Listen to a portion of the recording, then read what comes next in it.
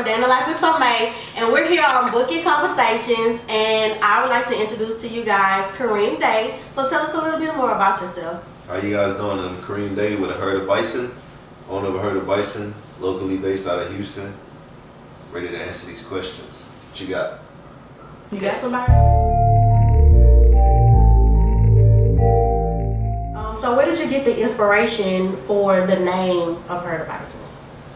The name just comes from a herd. A herd just meaning anything. A herd of anything is powerful. You know, you have to have some type of coordinates with a herd of anything, regardless of what it is. So that's what we try to do with the brand. And then bison is just an animal that's just a strong, powerful animal, and we kind of resonate that with the brand, like just being powerful. Some of the pieces that we do is like we try to have like meaningful pieces. So yeah. So when we see that logo, when I see that animal, I always think of your brand. Like I was at the museum last week with my son, and I saw the bison. I was like, oh my god, this is dope. So that's why I had tagged you in that post, because I was like, this is fresh, so people can see me, and when they click on it, they can be nosy, like, how I do it? I be like, who that? And I click on it, and then I be like, oh, this is what they do. That's some amazing stuff. Some right. real amazing stuff. Definitely. So how long have you had that vision about a herd of bison? I'd say about 2 years, but that it was a transitional phase that I was going through. So I had another brand called Exclusive Doofus, which a lot of people probably remember. I like that name. Yeah, it was just, we did a bunch of like bespoke varsities and outerwear, stuff like that. So I heard of Bison kind of came to play about 2 years ago, and it's basically just transitioning into like a mature lane and giving people a different type of product, which the main focus was to jump into like the footwear. So that's the big deal. Yeah, I saw some of the jerseys and stuff like that, so you kind of kept that kind of going from, okay, so that makes sense to me. That's pretty dope. I personally feel like that stuff should be like in Macy's and, you know, what's that place in the neighborhood? I'm drawing a blank. I can't think of it, but they sell like a bunch of dope stuff. Like I see your stuff like being there and exclusive, or if you want to keep it exclusive like it is now, like it's so dope. Definitely, thank you. It's like, I was like, I can't wait to get my cool one, because, you know, it's cute. So everything right, the whole fit, so they can see. I saw, I didn't know who the person was, but they were with Bun B. Yeah. Rocking your stuff. I was like, look and see what I'm talking about? Yeah. They look pretty cool. Yeah, that was my boy Neem. Shout out to Neem. Okay. So I'm going to take it back to November when you had your launch. How did you get hyped before that event and events like that? Really just kind of just thinking about all my failures in the past, really. Just thinking like, man, I just don't want to, you know, I just want it to work. So that kind of gave me hype. So I kind of hyped my own self mentally, you know, psych myself out. Yeah. But, so what you did, you take a shot? Like, did you, what song did you listen to? Was it Kanye, 50 Cent? Yes. Slim Thug? Like, who you listen to? Like what gets you in your zone when you maybe designing, or when you, of course, like failure is something that's really going to motivate us, but sometimes we want to use other things to stimulate us to get that juice flowing. So I have a few different mediums. Like, I always look at interviews from like Scott Sasso, people that I look up to, Ronnie Faye, Virgil Abloh, he's a big deal right now. Off-White. I look at interviews, Kanye West, Pharrell. I go back, I look at art. I just kind of get in that zone. I got like, in my house, I got like a little cave where like I have all of that stuff around me. So I usually sit in there and just soak up that energy, and it just get me in that mode. Yeah, so you constantly reminded with the things that are around. I looked at Kanye West season 6 stuff, mainly because Kim Kardashian, you know, she kind of broke the internet a little bit with the naked pictures, and then I was like, oh, season 6 came out. Yeah. Like, what do you think about those shoes, like in his brand? Like, what he trying to do? Because he confusing me. I'm regular, so I don't. Yeah. The shoes kind of chunky. Right. The jackets look like they've been washed 32 times already. Right. So I don't want to spend, you know, my whole rent money on something that's been washed 52 times. Right. Definitely. It's a unique situation. I think what he's trying to do, he's just trying to break down a few barriers, just to kind of get in the industry and get in the lane. I think he fought a long time to get that leverage that he has right now. When he was with Nike, he was kind of on the short end of the stick. So, he was with Nike? Well, yeah. So he did the first Yeezys came out with Nike, and then they didn't really give him the leverage that he wanted. So then he got with Adidas, and they did. But I believe that this is just a platform. There we go. Yeah. See. And he kind of built that, he kind of boosted that brand up over the years, and I think that's just a platform for him to do other things. So, to be honest with you, I don't think that we've seen like the most that Kanye West can do. I think this is just like the beginning, just for him to get in and influencing and get that leverage that he wants, and then I think it'll just go into a different space after that. So maybe I gotta roll with him because he a Gemini. So Gemini. Yeah. So I'm a Gemini too. When your birthday? No, I'm lying. You played me. When is your birthday though? No, it's June 30th. June 30th. Yeah, the June. You barely made it, like, you be a June baby anyway. But I'm gonna let you make it because you cool. You came on the show, you let me ask you all these questions and stuff. So, do you watch any reality TV? Man. Like, what's your guilty pleasure? Like, is it reality TV? Is it eating Snickers in the middle of the bed? Gotta change your sheet because you slip on the crumbs? Like, nah. So to be completely honest with you, I don't even watch TV except for, shout out to my daughter, America's Next Top Model. So I'm like, I grew up watching it. It's different now though, from when we were watching it, when Tyra was on there and it was on like. She back. She back on there this season. So, this season. And I've skipped the other season when she wasn't there. Yeah, it was different. And my daughter got into it, and it still seems I recently watched it because the lady who does my hair had it on, and they was doing like a maternity shoot. And the lady started crying because she had like a flashback. I was like, oh no, triggered. I can't watch it. But some of it is outlandish. Yes, I'm like, it's like reality TV is like different now. And I don't think that, like being back on it, like when we had Flavor of Love and all these different shows, like it was a little bit different than it is now. It's like, it's not as real. Like it's more scripted, and you kind of gotta go with a storyline, and you have to become you have to play this. You get typecast basically in this kind of person because I recently saw something else about Cardi B said that she was more happy before the fame, and I was like, but you went on reality TV to get fame, so it's kind of like. It's a double-edged sword, I'd rather have like the money and but not like have my face out there. Definitely. I think I would. For sure. I'm with you. What's your dream collaboration? My dream collaboration. Good question.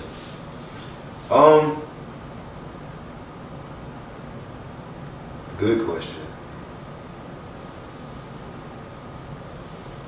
If I had to have one, I would say, man, you know what? I would say Iceberg. Iceberg? Yeah. Them the ones that did like the bunny and stuff. Did they make anything else? They did. Oh, that was their thing. They had other stuff too, but they was really known for that stuff. That's dope. So I would want to collab with them just because growing up I couldn't afford that shit. So it was expensive. Yeah. It really, really was. So, who would you like to if you could pick who you wanted to style and see in your stuff? Who would you see wearing a herd of bison? Man, you know what? It's not even a selective group of people or a selective person. I think, I provide the clothes, but you create the identity. You know what I'm saying? So I have another question about this. Do you look at the people who tag you in when they're wearing your stuff? What's the? Because when you design it, your pieces, do you have how they should wear it in mind? And if so or if not so, what's the weirdest way you've seen your stuff worn? Did someone cut it up or made a jacket, a dress or something like that? Yeah, so no, I haven't seen anything like that, but I would appreciate that because it would take it to the next level. But when I design stuff, to be completely honest with you, I don't even think about. So number one, I may be a little different because I design stuff for myself first. So I have to like it first. So I have to say, if it's something for a female, I have to say yo, I would want somebody to, to wear that. So it's not like it's not like a certain person. I'm like, yo, I'm doing this for them. Like, nah. If it's men's stuff, like I have to like it first, and then like if the world embraces it, then they do. You know what I'm saying? Because that's what keeps me mentally like happy. I think that's the way to go. That's how I do my stuff. Like if it don't feel right in here and in here, then I ain't gonna do it. Exactly. Yeah. That makes a lot of sense. That's real. You real. We already know that though. Let's see. Did I ask you like what's your guilty pleasures? I did, but you didn't answer because we were talking about reality TV. My guilty pleasures. I think I probably got a few of them, but. Okay, well, just give us one. One of them. Guilty. So if you talk to my wife, she'll probably say shoes, but I don't look at it like that because that's like automatic. Like I'm gonna just forever get shoes and whatever. But I would probably say sushi. I don't know. Sushi. So you like sushi? Yeah, I can eat that shit like raw? Yeah. Oh my goodness. I wouldn't have guessed that. Really? I wouldn't have guessed that you eat sushi. Yeah, for sure. No. I wouldn't even like. I could eat that every day though. Every day. Every day. What I like, the shaky dog. What I like, not like the California roll. Oh, that's the only thing I eat. That's it? Yeah. That's just the crab with the cucumber. And sometimes it's probably like imitation crab. It ain't even real crab. Nah, it ain't the real crab. You playing? Yeah. Let's see. You all like smooth. Have you always been this calm and this smooth? Yeah. You said you was married? Mm-hmm. Oh, how long you been married? I've been married for 6 years. Really? I'm coming on my 5th year. Look at you. Mm-hmm. Congrats. Well, congrats to you too.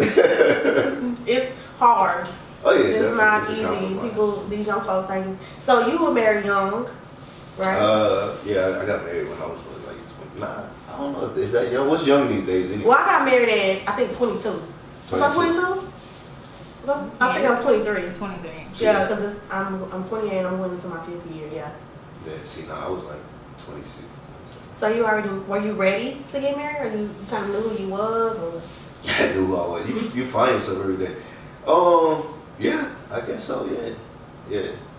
It's a different ball game, but you know, you take that shit day by day. You just learn from it every day. Do you drink Hennessy? Like, what's your liquor of choice? Dark or brown? Dark or brown? White or brown? Or is it clear brown? I'm fucking up. Clearly, I've had too many drinks today. Hey, let's start over. Let me get what you had. No, I'm drinking a balls deep. I don't know if you're ready for it. That's really the name of the drink. Straight up? Where they mix everything. It's called balls deep. Interesting. Yep.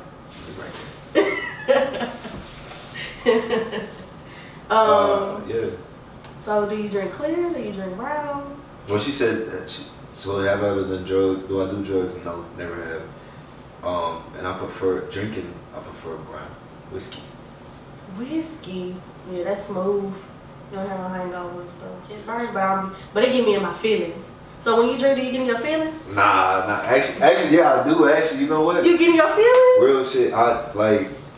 I can't. Nah, not your Kool-Aid. You get in your feelings? You too. I get in my feelings like on some like, if I got people around me that I really fuck with, like, yeah. I'm trying to get in the game and like really trying to talk to them about like my mistakes and how like not to do that shit. And I do get in my feelings. I don't get angry or nothing like that. I'm just like, I just feel like I just need like if it's my brother, so I'm like, yo. You be like, I love you, man. You do that? I ain't gonna say that shit. That's damn. Goofy, but like I just be like, just get motivated, you know. Because the question is like, how did you overcome like maybe darkness or any like obstacles? For sure. So the worst thing that ever could have happened to me. So, which was just when I was a kid, just moving away from my mom from Philadelphia, because she had a drug addiction, and like I got through that, and I moved to Texas. I got through that, and I just feel like, I don't. It's nothing else. Yeah. Now that not unless I lost my kids or something like that, but just walking throughout the day, it's just another situation. It's nothing major. I feel you. So you're not from Houston? No, I was born in Philadelphia. Do you go back to Philadelphia? Yeah, definitely. So do you know like the theme song, The Fresh Prince? Definitely. It's that one. Okay.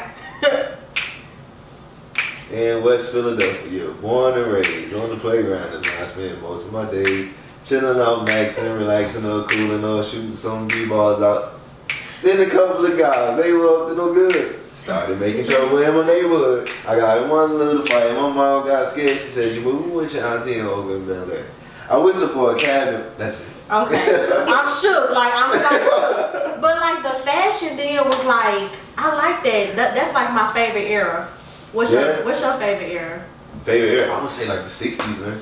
The 60s? Yeah. I'm shook. I'm learning so much. Yeah. What you like about the 60s? Yeah, man, just the men was like, everything was detailed.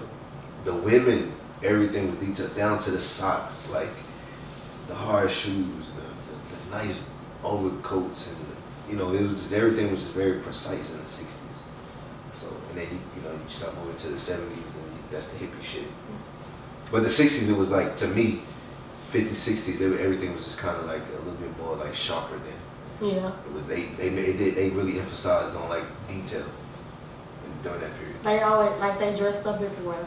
Definitely. Like if they had a Walmart back then, they really would wear a 3-piece suit to Walmart. 100%, exactly. Just look at your grandparents' pictures, like when they was back in the day. He was sharp as shit. Yes, my granny wore a whole 3-piece suit to the doctor. See that? Like in her day. I saw. Are you part of the Beehive or no? Nah. You ain't part of the Beehive? Nah. Oh, no, we can't finish the interview. No. But I respect what she do, but like, nah. Is your wife part of the Beehive? You know what? I would say she is. Oh, so you sworn in then? So you all right? I ain't sworn in. Shit. you in it. You whatever she like, you like. I like Solange more than I like Beyonce though. Why? Cause her eyebrows. Yeah, it's the eyebrows. No, it ain't. No. Shit, I don't know. I just like her vibe. Yeah, she do she's always been true to herself and all that good stuff. But Beyonce's lit though. I respect that she's monumental. Actually, the release that we're doing tomorrow, her face is in it, by the way. What about your bike? No, this is online. That's online? This is a okay, do I get discount code? 100%. What's the biggest misconception about you?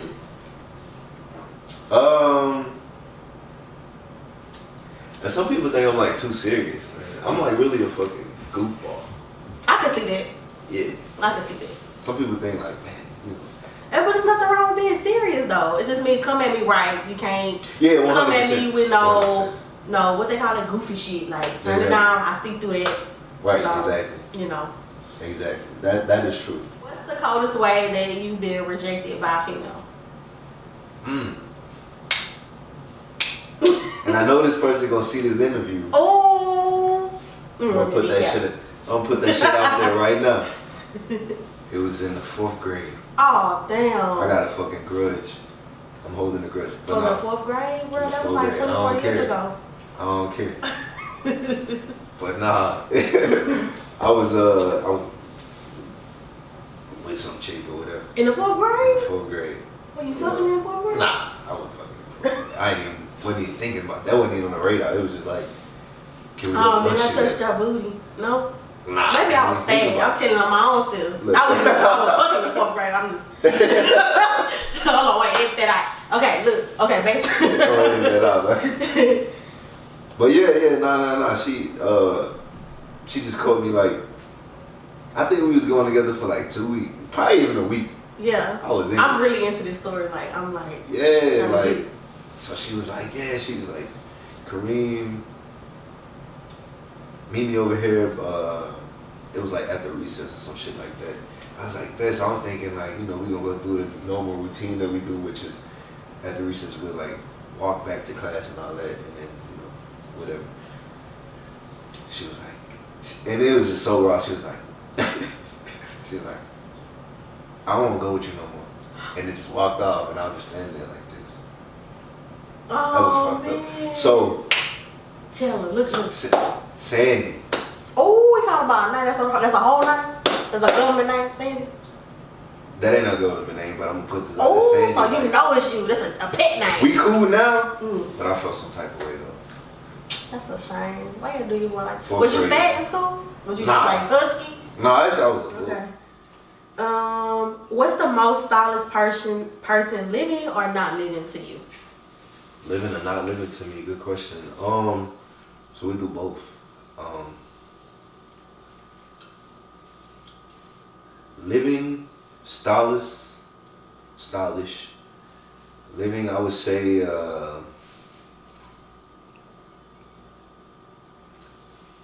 I guess I could say Kanye West. I knew you was gonna say Kanye. I can say Kanye West, and let me tell you the reason why I'm gonna say Kanye West. I'm gonna say Kanye West because he basically controls the way that the fashion world sees things. So you just think about it, you look at the stuff that he's done. He was either the first person to do it, he embraced something, and he made the culture change their direction. He was the first one to start doing the skinny jeans and all that, ripped denim, then that became a hit. Then he went to the oversized stuff, now that's a hit. He he shepherds the fashion world. So I would say him. Some of the things I wouldn't wear, but that doesn't mean that he's not stylish.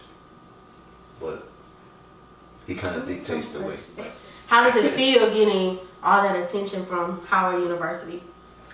I think, it feels good. It just kind of runs parallel with what the brand is and then what they are. And then a few people reached out to me, and we got like a serious collaboration coming. I think like the next month or so. So it's a big deal. But you heard it first, guys, here on Bookit Conversations. That's an exclusive. Everybody else know that you ain't put that on Instagram. Nah. We getting a tea. Huh? We getting a tea right now? Yeah, I get the tea right now. But no, it's cool, man. The Howard people cool. I got family up there in DC, so it's been cool. Like, and they like really diehard. Like, if you went to HU, Howard University, like you was like, so they really deal with. They like the brand because the gear is dope, but at the same time, the logo is like the same too. So it's kind of like parallel. Yeah, runs the parallel. That's yeah. what's up. It's cool. That's like the sign, like you living in your purpose. They gotta feel really, really good. Yeah. That's Yeah, it's cool. It's overwhelming, but you know. Do you feel like it's unreal sometimes? Nah, like it's to be real with you. So the whole point of all this is to create the lane and a right platform for the shoes, right? The footwear. So to be honest with you, like everything that I'm doing now, like with the apparel, like it's cool and it's fun. But like since a kid, all I wanted to do was the shoes. Just like a little kid. So everything going up until that is just like I'm doing it, but I'm like kind of just walking through it. The reality gonna hit, and I'm gonna really feel some type of way when we launch this shoe in like April, May, because at that point in time, then all my thoughts and everything, energy that I put towards it would be basically validated at that point. Because now it's like, okay, this is what I want it to be. That's what's up. I'm inspired. No, I really do appreciate you coming on Bookit Conversations, first episode. That means, like, to me, that means like you believe in like my vision and what we're doing over here. So I'm very, very appreciative of you coming on here. You were very open to all the questions and stuff like that. I asked you more stuff offline. And you know, again, tell the people where they can find you. Drop your links, the link in there for you. For sure, yeah. On IG, my handle is Kareem Day, Kareem, Karem Day, Daay. It's at Kareem Day, and then for the brand, it's at I Heard of Bison. So I Heard of Bison, everything, website, all that. Dope stuff. Yeah, I like this.